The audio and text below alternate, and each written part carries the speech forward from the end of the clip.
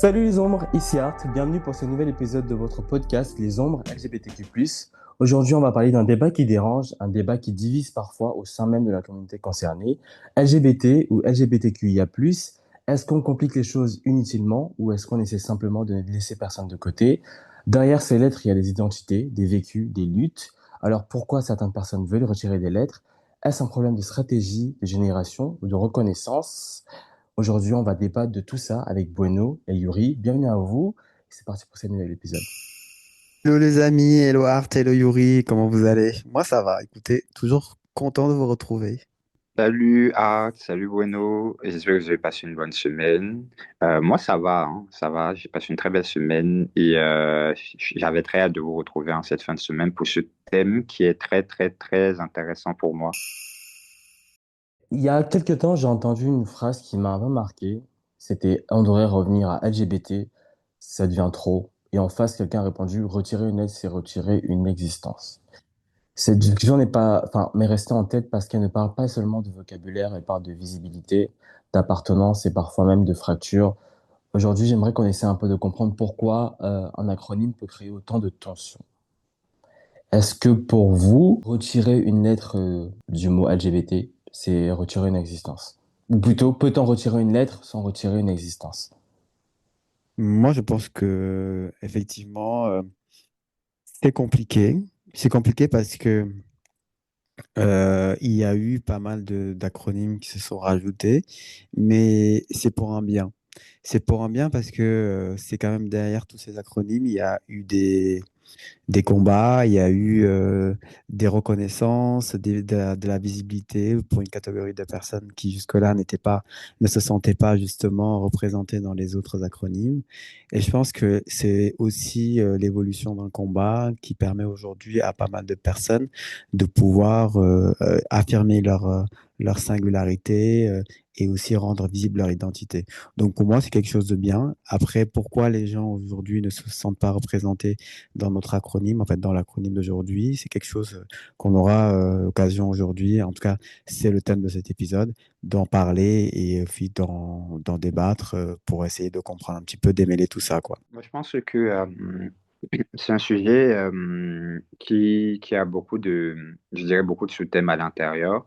Il y a l'aspect social en lien avec la place dans la société, en lien avec les combats que porte l'acronyme. Et le fait d'inclure ou d'exclure une lettre, c'est un message aussi à envoyer au sein de la communauté comme à l'extérieur. Il y a l'aspect politique et aussi, je dirais, il y a aussi quand même un aspect historique. Oui, effectivement, avant l'acronyme qu'on connaît aujourd'hui, euh, on avait au départ, dans les années 70-80, Juste LGBT. non, même pas, on parlait surtout de personnes gays, quoi. On parlait que Mhm. des gays, que des hommes qui couchaient avec d'autres hommes. Et en fait, ensuite, les lesbiennes ont rappelé qu'elles étaient là, qu'elles existaient. Donc, on a dû ajouter le L. Ensuite, on a les personnes bisexuelles qui étaient là, qui disaient hey, coucou les gars, nous aussi on est là. Bah, en fait, on est différent des gays, on n'est pas non plus, on s'identifie pas non plus aux lesbiennes. Voilà, donc on est aussi une autre identité. Donc, ensuite, on a eu les trans qui sont arrivés, alors que les trans sont arrivés beaucoup plus tard, alors qu'elles étaient là depuis, en fait, la transidentité, en tout cas, elle était là depuis les débuts de la lutte. C'est un peu elles qui ont, quand on l'a un peu rappelé dans nos épisodes précédents, où on a parlé de lutte LGBT, ou que c'est elles qui, avec en fait, les personnes trans, hein, quand je dis elles, c'est les personnes trans, qui étaient au devant de la lutte pour justement la reconnaissance des droits des personnes gays. Donc, elles se sont rajoutées ensuite. Donc, du coup, on se retrouve là maintenant avec quatre lettres LGBT. Plus tard, il y a le Q qui s'est rajouté, donc pour queer et ou questioning. Et pour celles et ceux qui ne rentraient pas dans des cases qui étaient déjà fixes, donc LGBT, IA et plus le i, le plus, pardon, qui se sont rajoutés un peu plus tard. Et en fait, ça fait une diversité, en fait, des identités qui se sont rajoutées, qui fait un pan d'identité de personnes non hétérosexuelles. Et en fait, aujourd'hui, qui pour nous peuvent représenter des luttes et des combats, des existences, des identités. En fait, toutes ces critères, en fait, tous ces acronymes qui se sont rajoutés sont aujourd'hui pour moi importants et sont représentatifs de l'évolution des combats et aussi l'évolution de la reconnaissance des droits des personnes. Donc pour moi, je n'arrive pas à comprendre aujourd'hui des personnes qui se disent ne pas se reconnaître dans des lettres LGBTQ.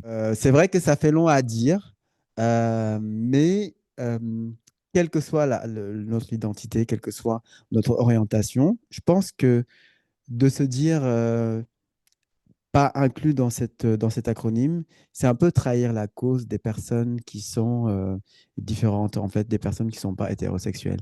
Pourquoi? Parce que pour moi, c'est la lutte, c'est la lutte, quelle qu'elle soit la lutte pour la transidentité, la lutte pour les personnes gays, la lutte pour les lesbiennes, la lutte pour les personnes trans. En fait, c'est la lutte ici, pour la reconnaissance des droits, qui est importante. C'est ça qui nous unit tous, c'est ça qui nous inclut tous, en fait. Donc, que l'on soit une identité, en fait, quelle que soit notre identité, quelle que soit notre orientation dans le pan, je pense que ce qui est important ici, c'est la lutte et on ne peut pas ne pas se sentir inclus. En fait, du coup, j'ai du mal un petit peu avec ces gens qui disent ah oui, mais c'est trop long, faut enlever tel, on peut s'arrêter à telle lettre parce que voilà, ça devient trop, on ne sait plus qui est qui, on ne sait plus identifier les personnes. Et puis même pour rire un peu, on nous appelle les Power Rangers ou les lettres de l'alphabet ou je ne sais plus quel autre terme. Il y a un autre terme qu'on utilise, j'aurais plus, je l'ai sur le bout de la langue, mais je ne me rappelle plus si vous pouvez m'éclairer. Est-ce que En c'est pas fait, les arcs-en-ciel? Ah, je sais plus, mais il y a tellement de trucs de façon ironique qui un peu décrédibilise un petit peu. En fait, j'ai l'impression que les gens pensent que trois personnes comme nous, bah, Art, Yuri et Bueno, qui se sont assis autour d'une table et un peu brainstormé les acronymes pour dire, bah voilà, les lettres qu'il faut mettre pour faire joli et tout, alors que pas du tout, quoi. Je veux dire, les gens, je pense, oublient l'historique un petit peu et oublie que bah, ça vient de luttes de personnes, de souffrances de personnes et d'existence de personnes qui se sont battues au départ pour la reconnaissance de tous les droits, mais qui demandent à être beaucoup plus singularisées dans cette lutte, quoi, c'est tout. En fait, il y a des tensions, mais des tensions qui sont internes dans la communauté parce qu'elles tournent souvent autour de plusieurs points. Certaines personnes préfèrent LGBT parce que c'est plus court, plus connu du grand public, jugé plus politique ou historiquement plus ancré. D'autres défendent LGBTQIA+, pour inclure explicitement les personnes queer, intersexes, asexuelles, parce que l'absence d'une lettre peut être vécue comme une invisibilisation, comme je disais au tout début. Certaines générations plus âgées ont eu du mal avec le mot queer parce que historiquement, c'est insultant. C'était plutôt un terme péjoratif à l'époque. D'autres estiment que le plus est un peu trop flou ou dilue un petit peu la cause. À l'inverse, des personnes non binaires ou asexuelles ont parfois ressenti une exclusion quand on réduit à LGBT. Donc, parfois, c'est vraiment une différence de priorité un peu politique sur des questions sur l'identité, genre, vs orientation sexuelle. Donc, ça crée des tensions qui sont plutôt internes à la communauté. C'est moins un problème extérieur si ça existe quand même, mais c'est plutôt un problème intercommunautaire. Je pense que je suis pas totalement d'accord sur le fait que bon, est-ce que c'est pas un problème extérieur? Je dirais que ça peut aussi tirer sa source de l'extérieur, dans le sens où n'oubliez pas qu'il y a la sphère médiatique, au-delà de la sphère politique, il y a aussi une sphère médiatique qui est en jeu, où le fait, je vais prendre les deux versants, le fait d'inclure des lettres, ça est donné comme des arguments pour dire que ah tiens, c'est trop loin, c'est trop compliqué. Et en l'occurrence, il y a souvent des lettres qui sont ciblées. C'est des arguments qu'ils utilisent souvent de l'extérieur pour pouvoir nous diviser, pour dire que telle lettre, en l'occurrence le Q, le Q, le I, le A, ou le thé même, ils vont dire que non, c'est trop loin, c'est trop compliqué, ah, c'est trop mélangé. Je pense aussi que l'autre argument souvent qui est mis en lien avec le principe de séparation, c'est le fait que on va leur dire, ah, eux déjà, et c'est pour ça que je pense que, bon, au-delà d'être en interne, il y a aussi un problème externe. C'est parce qu'on va nous dire que eux, entre eux, ils ne s'entendent déjà pas et ils s'attendent à ce que nous on s'attend, alors que eux-mêmes à l'intérieur, c'est déjà la division. Donc, je dirais qu'il y a une corrélation entre les deux, hein. Est-ce que c'est typiquement interne pur? Est-ce que la source c'est d'abord externe et après elle est devenue interne ou vice-versa? Je ne sais pas ce que vous en pensez. Mais je trouve quand même qu'il y a un lien très fort entre les deux. L'un est l'instrumentalisation de l'autre. Je pense qu'il y a eu une partie générationnelle et en fait qui a été aussi héritée par les jeunes d'aujourd'hui. En fait, en tout cas, une partie des jeunes d'aujourd'hui. Les personnes qui ont milité dans les années SIDA un peu ou post-Stonewall, bah, ils ont connu une époque où l'unité passait par un seul mot. C'est ce que j'avais rappelé au début et que c'était plus simple et que c'était plus fort. Mais sauf que la génération d'aujourd'hui, en fait, elles ont grandi avec une conscience plus fine et élargie des identités, du genre et de la... En fait, on parle même de fluidité des fois, tu vois. Et donc, pour elles, pour ces jeunes-là, bah, en fait, l'inclusion linguistique, elle est essentielle parce qu'elle permet de donner de la reconnaissance à chaque orientation, à chaque identité. Et, et ce n'est pas seulement un mot, en fait, c'est une question de reconnaissance. Et c'est ça qui est important. En fait, c'est qu'aujourd'hui, les jeunes, ils sont à la recherche de reconnaissance. Ils cherchent leur place dans le monde. Et en fait, ça se traduit aujourd'hui par un peu partout, dans tous les domaines, par cette lutte de vouloir exister et de pouvoir s'affirmer. Et je pense que c'est aujourd'hui notre problème. Et il y a la politique aussi. C'est quand on regarde aussi dans des pays comme la France, où la lutte LGBTQIA+, a vachement avancé. Elle est même devenue très politique. Et il y a aussi des groupes, des groupuscules politiques LGBT qui s'arrêtent à LGBT parce que tout simplement, bah, elles intègrent des politiques, des idées politiques, pardon, et sociales et qui ne reconnaît pas, par exemple, la transidentité ou qui ne reconnaît pas la sexualité ou la non-binarité. Et tout ça, c'est intégré souvent dans des mouvements politiques. Et il y a des gays qui sont membres et qui le défendent. Donc, alors que le mouvement LGBTQIA+, qui est communément connu pour un truc assez social, assez de gauche, en fait, intègre à peu près toutes les identités et intègre toutes les luttes. Donc, en fait, je pense que la fracture, elle est d'abord politique, héritée de fractures intergénérationnelles. Et ensuite, bah, en fait, je pense qu'il y a aussi un problème de compréhension, de désinformation ou peut-être de manque de culture, de la culture, de ce qu'est la culture queer exactement, en fait. Mais justement, quand tu dis que c'est un problème générationnel, je suis tout à fait d'accord avec toi.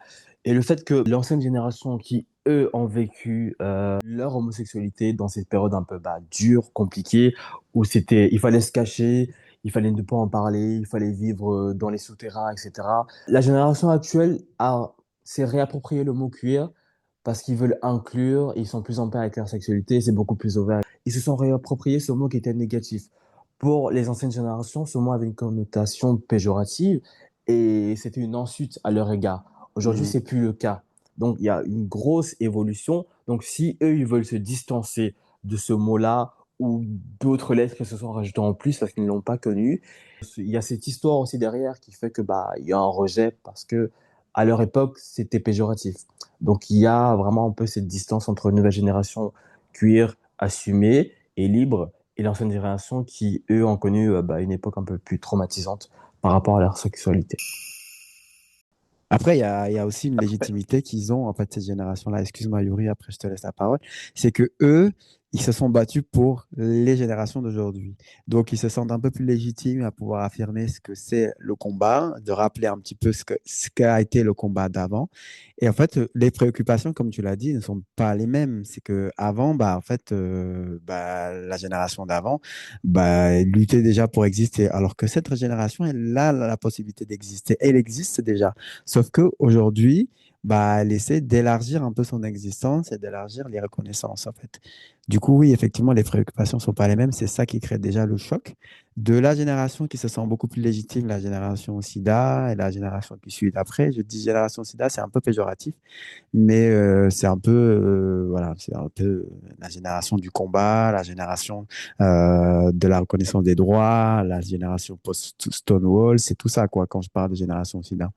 Donc, je suis pas en train de dire que c'est une génération qui a porté le sida, pardon, je veux bien que mes propos soient bien clairs, mais c'est juste pour situer un petit peu dans le temps les combats et les générations. Donc en fait, il y a déjà un choc par rapport à ça. Après, aujourd'hui, on est dans d'autres préoccupations. On est dans, ça y est, c'est bon, on est reconnu, on est protégé. Voilà, maintenant, en fait, on veut plus de place. Alors qu'avant, c'était juste, on veut être reconnu, mais même si c'est pas, voilà, ne pas être condamné et continuer à exister. Après, si on a des miettes de reconnaissance, c'est très bien, en fait. Déjà, ce qu'on a, c'est bien. Donc, nous, on est cette génération où on va aller chercher encore plus. Donc, plus pour nous, plus de reconnaissance, être les égaux des autres, des hétéros, avoir une grande partie, en fait, une partie égale en tout cas, à celle qui est proposée à personnes hétérosexuelles. Donc, en fait, oui, les préoccupations ne sont pas les mêmes. Oui, en fait, pour un peu rebondir à ce que vous avez dit tous les deux, je crois quand même que le saut générationnel est important. Pourquoi? Parce que on quitte quand même aussi d'une époque, comme Bruno l'a dit, et Art l'a même confirmé, à un moment donné, où l'identité se limitait juste quand tu aimes une femme et tu es une femme, tu es lesbienne, quand tu aimes un homme, tu es gay. Il y avait vraiment pas d'entre-deux. C'était vraiment quand tout ce qui est appelé entre guillemets des déviations, c'était vraiment typé, soit t'es gay, soit t'es lesbienne. Peu importe c'est quoi, il y avait pas plus d'ouverture que ça à cette époque. Et je pense en fait que du coup, avec une génération où le débat s'est réouvert et où d'autres personnes, parce qu'il faut quand même le dire, ça part de la marginalisation au départ. Le terme historique LGBT renvoie d'abord à toutes les communautés qui sont classées comme marginalisées en fonction de leur orientation ou leur identité, soit sexuelle, soit de genre. Et le fait que bah, de plus en plus de personnes, on peut affirmer leur attirance ou leurs besoins en lien avec cette marginalisation-là, ou ces cases où on essayait de les mettre, fait que je pense que la génération ancienne qui n'a connu que deux prismes d'études par rapport à ça, elle est un peu dépassée. Elle se demande bah, où va le débat, on est où, c'est maintenant tout le monde qui va venir et va dire ah, moi je veux ci, je veux ça. C'est un peu comme si tu es dans un restaurant et enfin, chacun donne son menu et tout. Maintenant, est-ce que dans tout ça, il est vraiment possible de mettre tous les termes? Et par la suite, comme Arthur l'a dit, queer était de base péjoratif, mais ensuite, le thème queer a voulu représenter le fait d'inclure du coup toutes ces personnes-là qui ne se reconnaissent pas dans les lettres principales. Maintenant, est-ce que, vous me direz ce que vous en pensez, mais est-ce que ça ne dilue pas d'une part aussi le débat chez la politique et médiatique? Ah. Moi, pour moi, dès lors qu'une société reconnaît des réalités, en fait, des réalités différentes, en fait, ça permet d'adapter le langage. Au début, on parlait que d'homophobie, par exemple, pour prendre cet exemple-là. On parlait que d'homophobie. Mais en fait, c'est la reconnaissance de l'homophobie, donc la violence qui était faite sur les personnes gays, qui était un mot, je parle du mot gay, qui était un mot qui globalisait un petit peu toutes les déviances, en fait, tous les trucs pas normaux qui se passaient, en fait, non hétérosexuels. Et là-dedans, on avait tout mis, en fait, on avait tout mis. Et sauf que pendant ce temps, pendant qu'on disait les gays ou pendant qu'on parlait d'homophobie, en fait, on avait encore euh, la transidentité, donc la transsexualité à l'époque, qu'on appelait la transsexualité, qui était une maladie, qui était encore reconnue comme étant une maladie. En fait, le fait d'avoir peut-être mis en avant la transidentité a permis de remettre aussi à jour, à remettre une nouvelle définition de cette identité et a aussi à permettre de mieux comprendre cette orientation, en fait, ce pan de l'identité. Mais tout ça pour dire qu'en fait, ça a permis quand même de mettre d'avoir un œil beaucoup plus compréhensif, beaucoup plus compatissant sur cette identité. On a permis de savoir que c'était pas forcément un problème de sexualité, c'était un problème de genre. On a eu des épisodes on en a débattu sur pas mal d'épisodes lors de ce podcast dans la saison 1 ou 2, je me rappelle plus, mais voilà, si jamais vous voulez aller écouter, on a permis de redéfinir certains mots. On parlait de travesti, pardon, on parlait de transsexuel, alors que à la base, le problème, c'était un problème de genre, c'était pas du tout un problème de sexualité ou de sexe ou quoi que ce soit. Et le fait de le rajouter à l'acronyme, ça a permis quand même cette reconnaissance et aussi ça a permis de pouvoir comprendre le vécu de ces personnes-là. Ensuite, les personnes lesbiennes qui ont été depuis longtemps des partisanes à la lutte, à la reconnaissance des droits LGBT, mais qui n'ont jamais été reconnues au détriment des personnes gays, donc des hommes, qui ont été beaucoup plus visibilisés. Même jusqu'à présent, on voit plus des personnes gays représentées dans les films, dans les séries, et peu des personnes lesbiennes. Le lesbianisme aussi, de comprendre un peu leur vécu, de nous intéresser un petit peu à ce qu'elles ont vécu. Donc, en fait, je pense qu'il n'y a pas vraiment de perte de visibilité, il n'y a pas de perte de débat, il n'y a pas de perte de droit. Il y a juste des victoires à des échelles différentes qui sont arrachées et qui sont, je pense que chaque acronyme qu'on rajoute à la lettre, c'est le signe d'une victoire de reconnaissance voilà, sur la visibilité des personnes qui sont depuis des années discriminées. C'est des violences qui commencent à s'amenuiser et peut-être à s'arrêter. C'est la redéfinition de sexualité ou d'orientation ou d'identité qui sont mises à jour. Du point de vue médiatique, quand la pédagogie est là, quand les explications sont claires et que les bons termes sont utilisés et qu'on a un public averti, je pense qu'on gagnerait plus en reconnaissance, on gagne plus en reconnaissance, on gagne plus en visibilité quand, voilà, quand toutes les identités sont identifiées et visibilisées. C'est super intéressant ce que vous avez dit, mais moi j'ai plutôt une question dans la question de Yuri, parce qu'il demandait est-ce que c'est pas plutôt politique? Mais moi, du coup, ma question c'est est-ce que c'est une question réellement politique ou plutôt pratique? Là, je te cache pas que tu nous poses une colle, hein. Parce que je crois que pour vraiment répondre à cette question, il serait intéressant de revenir sur l'origine vraiment de la division. Est-ce qu'elle est localisée véritablement en interne ou la fraction du coup politique, médiatique de Mais ça je te coupe, est mais allée. historiquement, elle est bah, médiatisée où il y a plutôt des traces historiques en interne, en fait. C'est que moi, j'avais commencé en disant que c'était un problème interne parce que d'après mes recherches, c'était interne. Et d'après les débats aujourd'hui dans cette nouvelle génération et sur les réseaux sociaux, bah, les conflits sont entre communautés. Donc, c'est un conflit qui nous concerne nous. Mais vous avez apporté des points intéressants en disant que c'est peut-être possible que ça vient du coup de l'extérieur.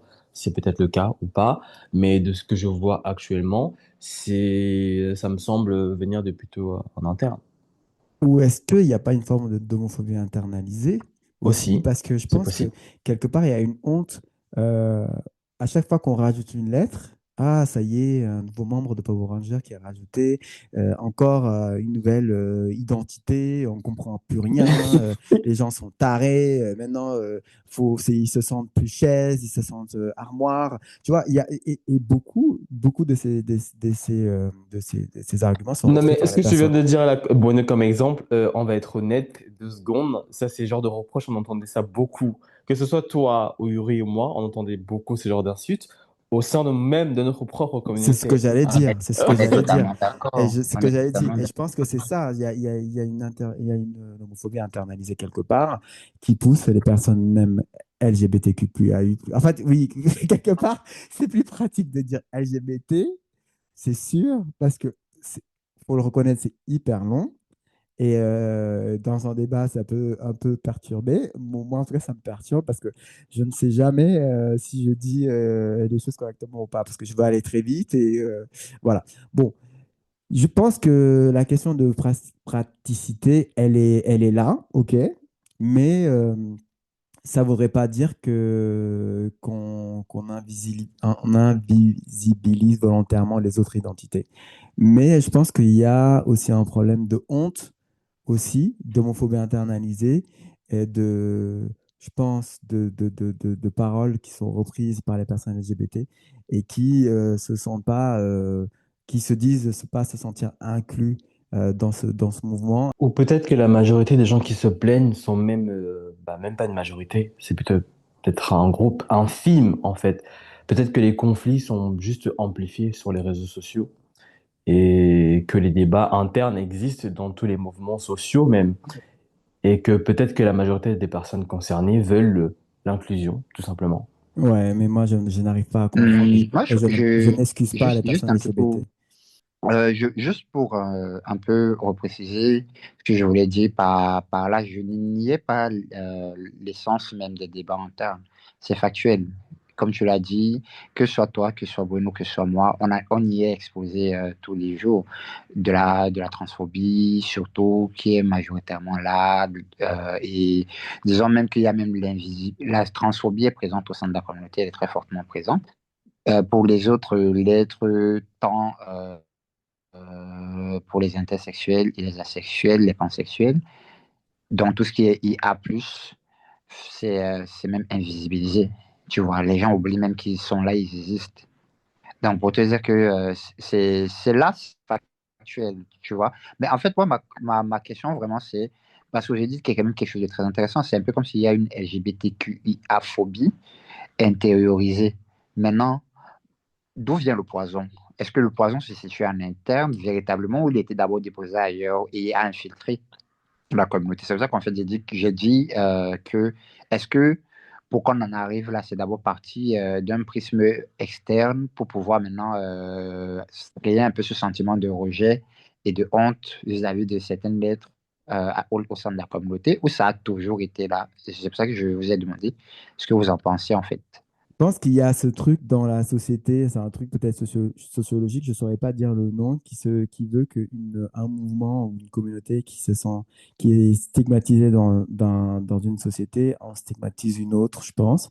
Et je pense qu'il y a ce truc de ce que j'avais dit tout à l'heure d'homophobie internalisée, et donc du coup des personnes qui se sentent pas bien dans leur identité et qui se posent des questions, et tout à fait normal, hein, il n'y a pas de problème par rapport à ça. Je pense que toute personne LGBT à un moment donné se sent exposé à ça, où tu te questionnes sur toi-même. Et de là, dans ton questionnement, tu as d'autres identités qui arrivent et qui te disent, bah, en fait, finalement, moi, je ne me sens pas voilà, comme ça. Et pour autant, je ne sens pas le besoin d'avoir des relations sexuelles. Tu vois, ça peut quand même perturber, mais ça ne devrait pas pouvoir s'inscrire dans un mouvement de rejet ou de détestation d'une communauté dans laquelle on ne s'identifie pas ou on ne se reconnaît pas. Encore une fois, moi, je pense que l'inclusion et la reconnaissance de ce mouvement se trouvent dans la lutte et dans la reconnaissance de toutes les identités et de toutes les orientations. Ok, bon, on va faire un jeu, les amis. On va faire un exercice pour comprendre les deux points de vue. Pendant quelques minutes, chacun va défendre une position, même si c'est pas forcément la sienne. L'objectif n'est pas de gagner, je le précise pour nos auditeurs. Je vais vous annoncer les règles. Est-ce que c'est bon déjà pour vous qu'on fasse ce jeu ou pas? Contre petit chéri. Toi, Bueno, Ouais, contre Yuri, on va faire un Oh, jeu. ouais. Oh, On va faire un j'espère que exercice. tu gagneras, Yuri. moi aussi, j'espère que Bon, tu gagneras. d'après ce que Je j'ai suis entendu sur triste. vos deux points de vue, c'est super intéressant. Donc j'avais envie de mettre ça en place. Donc toi, Bono, tu vas défendre l'idée que LGBT suffit. Et toi, Yuri, tu vas défendre l'idée que LGBTQIA+ est nécessaire. Je vais vous laisser chacun une minute Let's pour poser go. vos arguments principaux. Une minute. Et donc je vais cadrer tout ça. Et puis celui qui veut commencer, let's go. Est-ce que c'est clair pour les règles? Oui, Ouais, c'est c'est très clair. clair. Ok, parfait. Go. Je pense que le terme LGBTQIA+ est nécessaire. Et je le pense pourquoi en fait. Parce que ça permet à chacun de se retrouver, d'avoir une plateforme. Et ça permet vraiment à toutes les communautés d'être incluses, même celles qui sont délaissées, parce que, disons les termes, on ne peut pas définir une sexualité uniquement sur la base des lettres. Il faut un peu plus, parce que bah, c'est à chacun de se définir. Mais le terme d'avoir juste même le plus, qui considère quand même le fait que bah, ça existe, il y a d'autres types de personnes qui existent. Et le fait d'avoir le Q qui permet d'inclure toutes les personnes qui ne sont pas définies dans le lettre, je crois que ça permet quand même de supporter et d'affirmer leur position au sein de la communauté parce qu'à la fin de la journée, on est tous marginalisés et tu ne peux pas te retrouver marginalisé et marginaliser une autre communauté. Tu ne peux pas demander à être vu et invisibiliser une autre personne. Donc, pour moi, ça n'a pas de sens. C'est fonctionner à contre-courant. Et je crois que c'est davantage nécessaire. Pourquoi? Parce que ces fractures créent des divisions en interne qui deviennent après des arguments pour banaliser un sujet qui a toute sa place dans la société, qui est juste la différence et l'acceptation de l'autre compte tenu de son orientation sexuelle et de genre. Top chrono. Top, parfait. Bon, Mhm. un, deux, trois questions pour Yuri. Est-ce qu'il y a une limite à l'ajout des lettres? Comment garder une force politique si l'acronyme s'allonge? Est-ce que le grand public peut suivre ou est-ce que le plus Mais suffit pour ma chérie, inclure c'est sans pas une question multiplier? à la fois, hein. Non, mais je t'ajoute Désolé, je ça, vais tuer. Ok, je vais me hein. tuer. Je veux te tuer. Je suis là pour abattre. Bon, je laisse juste deux questions. Est-ce qu'il y a une limite à l'ajout de lettres? Comment garder une force politique si l'acronyme s'allonge? Euh, pour moi, il n'y a pas une limite à l'ajout Il y a une limite à l'ajout des lettres. Je m'explique. Pour moi, la limite se trouve au niveau de la pertinence.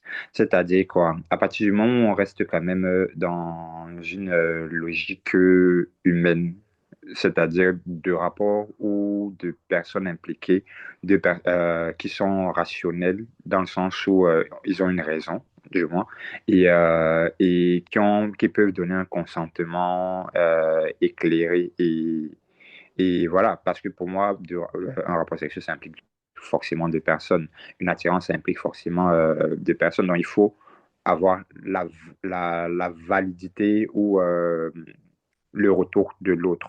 Maintenant, la limite se trouve, pourquoi je dis ça? Parce que la limite se trouve à tout ce qui est chien, animal. Les animaux, ils ne peuvent pas te donner leur consenti. Vous n'arrivez pas à vous comprendre. Je ne sais pas. Les hommes dominent sur les animaux dans ce règne. Donc, c'est à contre-courant. Ils ne pourront pas donner. Pour moi, à partir du moment où il n'y a pas cette notion de consentement, même si c'est un animal, bah, j'ai envie de dire que ça vaut aussi. Il compte. Il mérite d'être entendu. Donc, pour moi, c'est là où se trouve la limite. Mais sinon, à partir du moment où c'est des principes qui sont humains et consentis des deux parties, on peut ajouter autant de lettres qu'on veut. Maintenant, là où je veux quand même nuancer le propos, c'est le fait que il faut aussi quand même que ce soit pratique et facile à dire. Et je trouve que la lettre plus et Q joue quand même parfaitement ce rôle pour dire que, OK, on n'oublie personne. Tu vois, parce que on ne pourra jamais inclure aussi tout le monde. Il existe tellement, tellement, tellement d'attirances diverses et variées et on ne peut pas vraiment tous les citer, même si on essayait. Donc, oui, voilà. Super intéressant. À toi, Bruno. Alors, pour moi, donc, il doit défendre le mouvement autour de quatre lettres, c'est ça? LGBT suffit. Ok. Pour moi, LGBT suffit. Et je vais expliquer pourquoi. D'abord, un acronyme sert à rassembler et pas à définir une liste infinie. Je veux dire, qu'est-ce que ce sera demain? Quelle lettre on va rajouter encore une fois? Donc, à la base, LGBT a été créé comme un terme qui englobe tout le monde, pas comme un inventaire complet des identités humaines, mais quelque chose qui englobe toutes les identités, tout le monde en fait. Même si on parle que de personnes lesbiennes, gays, trans et bisexuelles. Tout le monde est dedans, déjà. Voilà. Donc, pour moi, voilà, si on doit rajouter à chaque fois, on n'en finit jamais, quoi. Et chaque fois qu'on rajoute une lettre, on pense inclure, mais parfois on complique la compréhension des gens, surtout celles qui se posent des questions encore sur leur identité et qui ne savent pas trop se fixer, quoi. Et une cause que personne ne comprend clairement, souvent, il devient une cause de moins en moins, que moins de gens vont soutenir, en fait. Et tout à l'heure, tu parlais de la force médiatique. Et ben justement, en fait, ça fait que réduire notre force, quelque part. Ensuite, historiquement, les grandes avancées politiques, que ce soit sur le mariage, les droits, la visibilité, ont été obtenues sous le mot LGBT. Le reste, on ne connaît pas. Donc, pour moi, c'est un sigle qui est reconnu mondialement, que tout le monde maîtrise aujourd'hui. Il parle immédiatement aux médias, il parle aux institutions et aux lois. Ok, Et... stop. Ah, ok, Toi, forcément, t'allais dépasser. ok. Bon, est-ce que simplifier ne risque pas d'effacer certaines réalités? Si une personne intersexe ou asexuelle ne se sent pas représentée, qu'est-ce que tu lui réponds? Bah, pour moi, ouais, bah, en fait, vouloir que chaque identité ait sa lettre peut créer l'effet inverse. Et on passe d'un mouvement uni à une addition de mini-groupes, mini ceci, mini cela, c'est bon, quoi. Donc,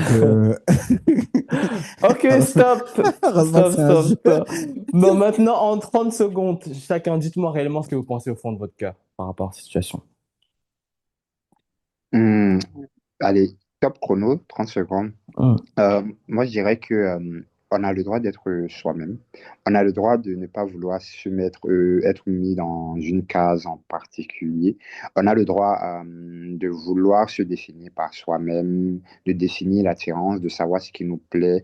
On a le droit d'aujourd'hui de vouloir un rapport avec des rapports avec des hommes ou d'être attiré par les hommes. Et puis demain, ça se retrouve juste ne plus être la composante principale de ce que tu recherches. Il y a plein d'hommes qui retrouvent par exemple leur attirance par les hommes au sein de mariage alors que ce n'était même pas une ligne qu'ils avaient traversée. Et en fait, pour moi, la sexualité ne devait pas être quelque chose de rigide, ça devait être quelque chose de fluide, véritablement, où chacun ne devrait pas se mettre des limites sur ce qu'il ressent, à quel moment il le ressent et comment il le ressent, et juste aller avec le flow. Donc, vous avez le droit d'exister comme vous souhaitez vous exister. C'est pour ça que je dis oui à la représentation en toute forme. Juste trouver un terme où tout le monde peut se retrouver et LGBTQIA+, joue ce rôle. Voilà. Alors moi, pour moi, le problème, c'est qu'il y ait encore cet acronyme qui existe. Qu'on en rajoute des centaines tous les mois, moi, je m'en fous. Ça veut dire, en fait, qu'il y a encore des violences et qu'il y a encore ce besoin d'exister et de visibiliser. Et c'est ça le problème. Ça veut dire que le jour où on arrêtera de vouloir revendiquer, ça veut dire que tout le monde a le droit de faire ce qu'il veut de sa vie et de pouvoir s'identifier comme il veut sans que cela ne pose un problème. Tant qu'on rajoutera des lettres, ça veut dire qu'il y a encore des droits qui ne sont pas connus, qui ne sont pas reconnus. Il y a encore des violences sur lesquelles on n'a pas encore identifié, qu'on n'a pas encore identifié, et il y a encore des gens qui souffrent. Tant qu'on cherche la visibilité, c'est qu'il y a souffrance. Et l'existence encore des acronymes veut dire que le combat n'est pas terminé. Et c'est ça encore le problème. Voilà. Parfait. Pour moi, c'est très, très, très, très clair. Je sais pas si vous avez des choses à rajouter, mais je pense qu'on a fait le tour en vrai. Je vous aime et quand je serai Miss, je sauterai tous les âges. Bon, aujourd'hui, on a parlé de lettres, mais derrière ces lettres, il y a des vies, des identités, des personnes. Peut-être que la vraie question n'est pas combien de lettres on écrit, mais combien de personnes on est prête à reconnaître et à entendre. L'acronyme évolue comme évoluent les identités et la société. Le débat entre simplification et inclusion montre que la visibilité, la reconnaissance et l'unité sont toujours au cœur des luttes. Comprendre ces tensions, c'est comprendre ce que signifie vraiment appartenir à une communauté. Alors, LGBT ou LGBTQIA+, ce n'est pas une question de lettres, mais de reconnaissance et de respect. Et vous, nos auditeurs, comment percevez-vous votre place dans cette communauté? Merci de nous avoir suivis jusqu'ici. Merci d'avoir été avec nous dans cet épisode très intéressant avec Bonnet et Yuri. Et puis, prenez soin de vous et à bientôt. À bientôt, Bisous les les amis. amours. On Soyez vous doux revoit avec très vous-même. bientôt. Bisous, bisous.